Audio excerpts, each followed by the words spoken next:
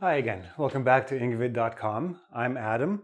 Today's lesson is about Ielts. As usual with Ielts lessons, I will be speaking a little bit faster than normal. It's good for your listening practice, but if you're not taking the Ielts, you can still listen and try to follow us as we go through this section. So let's begin. Today I'm going to look at the Ielts reading section. I'm going to look at 3 different approaches to tackling the Ielts reading section. Students always ask me, what should I do with the reading? How do I do it? How can I finish on time? How can I answer more questions, right?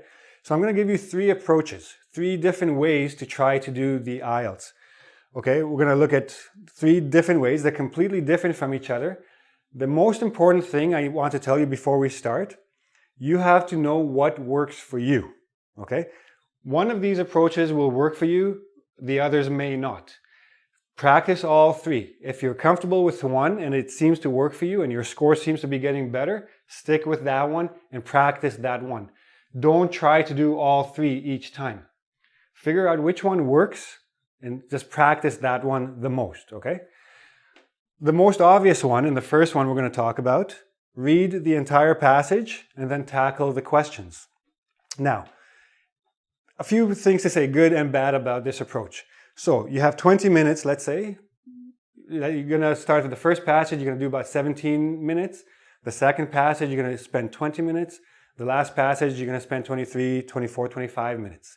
So you have to do this very fast. So can you read the entire passage and do the questions in that time frame? Okay, that's the question you must ask yourself. Are you a fast reader? Can you comprehend everything you're reading? How is your vocabulary? Things like this. Some people, they must read everything from beginning to end and then go to the questions. But they can also they can retain the information they've read, so when they go to the questions, they know where to go back and look for the answers. Now, the good part about this is that you have all the information in your head once you've read the entire passage. The bad part is that you're going to be reading the passage twice. Okay, or not the whole passage, but you're going to read big chunks of the passage twice. You'll have read it the first time, you'll go to the questions, and then you'll be reading again to find the answers, because you're looking for specific words now. When you get to the questions, sometimes it's only one word difference from what you read in the passage. So, do I recommend this? Yes and no. If you're a fast reader and you can comprehend, then yes, do that. If you're not a fast reader, then no, don't do this. You'll be wasting too much time and reading more than you need to. What I'm going to do with these 2 approaches is show you how to read less. So you don't need to read the entire passage, you just need to read the areas that contain the answers to the questions. So the second approach, go straight to the questions. You look at the question, first of all, understand the type of question. Is it a multiple choice? Is it a fill in the blank, like a summary? Are you looking for headings for each paragraph? Are you looking for the title, etc.? Figure out what you're looking for. Read the question carefully. Pick out the key words in the question or the key idea in the question, and then scan the passage. Don't read the passage, just quickly look everywhere for where that information ought to be. Now, keep in mind, you're going to have, you're going to have 4 questions in one section, 4 types of questions. Start with 15. Figure out what it's asking. Go to the passage, find out the area where that information is, and then start reading there to try to answer as many of the questions as you can. The problem with this approach is that sometimes question 15, the answer will be here. Question 16, the answer will be here. So it's not always chronological. It's not always in order of the questions. Some question types are in order, okay? If you have a summary, a passage with fill in the blanks, and you have to summarize a certain section, then you go to the beginning, find the beginning, and then each one will be the same, okay? So 15, 16, 17, 18, it will be chronological. But that's for that type of question. It doesn't apply to all question types.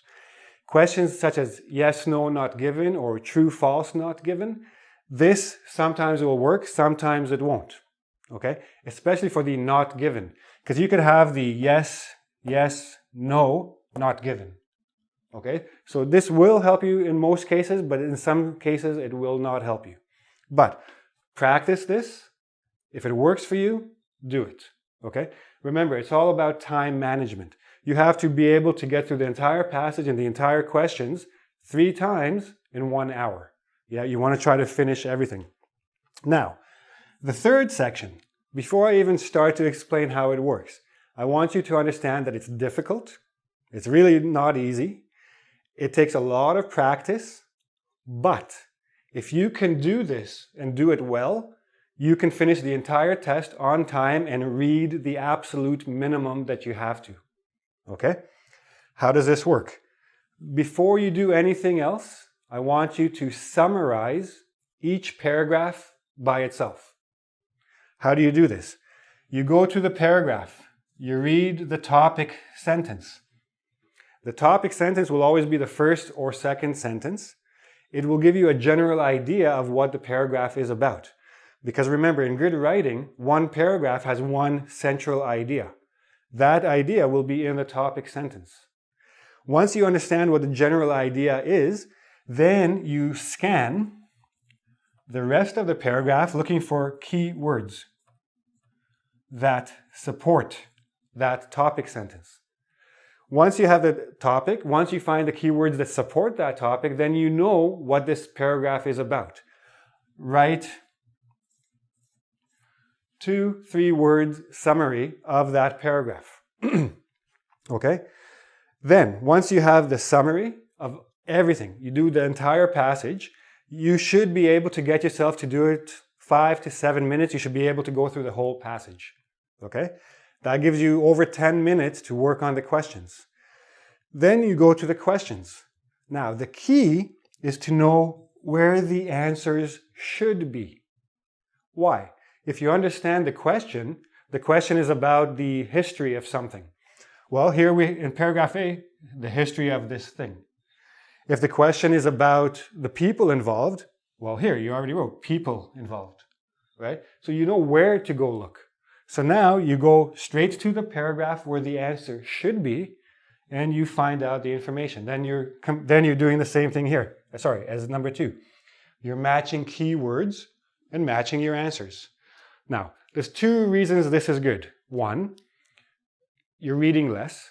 2, you're doing it much quicker. You've gone through the whole passage very quickly. You don't need to read anything that has nothing to do with the questions. Okay? And 3, one of the question types on the reading section is give each paragraph a heading. If you did the summary, then you've already done these questions. Okay? There's going to be usually 5 or 6 at least headings, like 5 or 6 paragraphs. Each one you have to give a heading to. If you've done the summary, then you already did that question type. You look at the headings, you match them to your summary, and then there's your answer. 2, if the passage does not have a title, automatically you can understand one of the questions will be, what is a good title for this passage? If you've done the summaries, already start thinking about the title, if there isn't one, because that's going to be one of your questions. So you're actually killing 2, sometimes 3 birds with 1 stone by doing it this way. Okay? Now, I know it's not easy. I know it's very difficult. It takes a lot of practice, but we're going to work on one paragraph together just so you know what I'm talking about. Okay, so now let's look at how to do approach 3, how to do a bit of a summary of a paragraph. So what we're looking at here, we're looking at a passage. I'll give you a background because as you can see, I only have 1 paragraph and not even a complete paragraph because it was too long. But this is a passage about the history of recorded music or even recorded sound.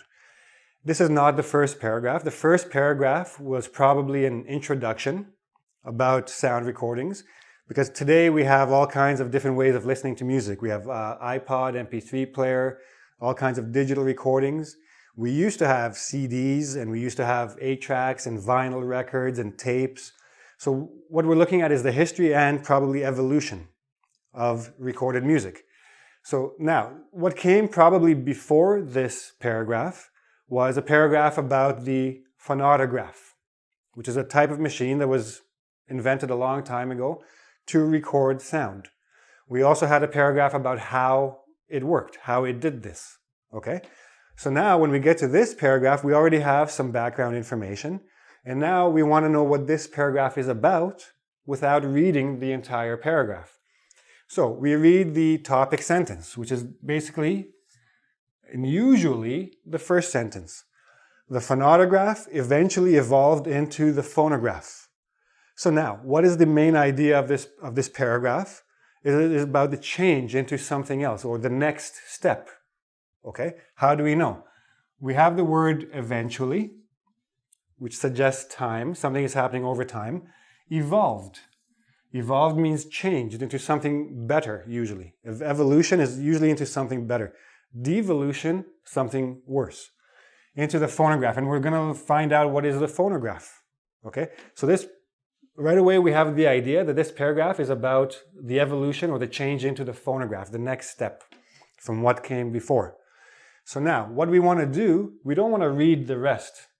We want to confirm our idea that this is about the evolution of something, of the phonograph. We want to find key words in the paragraph to support that. So first of all, we have Thomas Edison. He wasn't mentioned before, he's mentioned now. If you know who he is, he's a famous inventor from a long time ago. He discovered something. Okay? Usually evolutions come with discoveries. We have in 1878, we have 1887 also. We have time progression. Okay? Now, he found a way. Before we spoke about how sound was recorded on a cylindrical, like a disc that spun like this, cylindrically. Okay? And it went like this and something was grooved onto it. Now, he discovered a way to record on impressionable material, tinfoil lead, so different material. Okay? Before it was on metal with charcoal, basically. Again, we don't know that here, we knew that from the paragraph before. Now we have different material, so again, we have evolution, or wax. And then we continue reading, and then discovery, blah, blah, blah, we continue to reading. Oh, we have a flat disc. Before, we had a cylinder. Now we have a flat disc. Okay? Creating a medium. We have a new medium. We have a new name. Somebody else is now getting involved in this evolution. Okay? Now, instead of tracing, now this word instead tells you that instead of what was here, we now have something else. Over our rotating something else. And the resulting disc, right? So everything points to an evolution of something. We're going to the next step, to a different way of recording sound. So now, what do we want to do on the side? We don't want to write a full sentence. We don't want to take this full paragraph and summarize it in 1 or 2 sentences. We want to summarize it in 1 or 2 words. Okay? We already have the word evolution in our minds. Very simple. There's a new medium. This paragraph is about the new medium. In which case it's going to be the disc. Okay? I could write new medium dash disc. The last paragraph, the cylinder. This paragraph, the disc. The next paragraph, this paragraph will continue. If you go to ingvid.com and take the quiz, you will see the entire paragraph there. It will make more sense.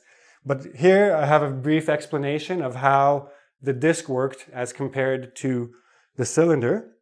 And I also have an explanation of why it was good, why it was an evolution, why they did this. Then the next paragraph will likely go to the next step. The next step will be electrical. And then you have magnetic, and then you have digital, and then you have all kinds of steps from the beginning of the recording of music till today. Okay, because it's the history of the entire passage is about the history of recorded music. So now, when I go to my questions, and they ask a question about the disc, or they ask a question about Emil Berliner, or they ask a question about mass production of music mediums or media, you know where to come looking. The answer should be in here somewhere because this is where they're talking about the disc. This is where they're talking about the next step, where they're talking about mass production, which will come a little bit later. Oh, here, mass produced. Okay? So you know all this because you're talking about the new medium, the disc. Now, this is especially effective for the yes, no, not given, or the true, false, not given questions. Especially, the not given. Because yes, no, true, false, you can look for the key words, you can find them and compare the sentence here and compare the sentence in the questions. In the not given sentences, if they're not given, then there's nothing to find, right? So the only thing that you can look for is the should. The answer to this question should be here.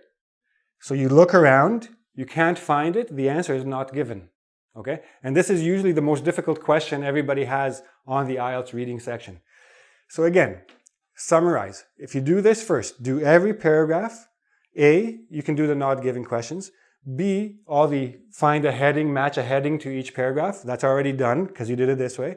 And you don't have to read all the passage. You're saving yourself a lot of time and you know exactly where to go look for your answers to your questions, okay? It takes practice. I'm not going to tell you it's easy. It's not easy. If you can practice this and be able to do a proper summary of the whole passage in 5 minutes, you got 15 minutes for the rest of the passage, for the questions. And you should be able to finish all 40 questions in the time, okay? All 40 questions in the 60 minutes and get a very high rate of correct answers. Now, if you have any questions about this, please go to ingvid.com, go to the comment section and ask questions. Do the quiz, so hopefully it'll help you out a little bit. Don't forget to subscribe to my YouTube channel and come again soon. Bye.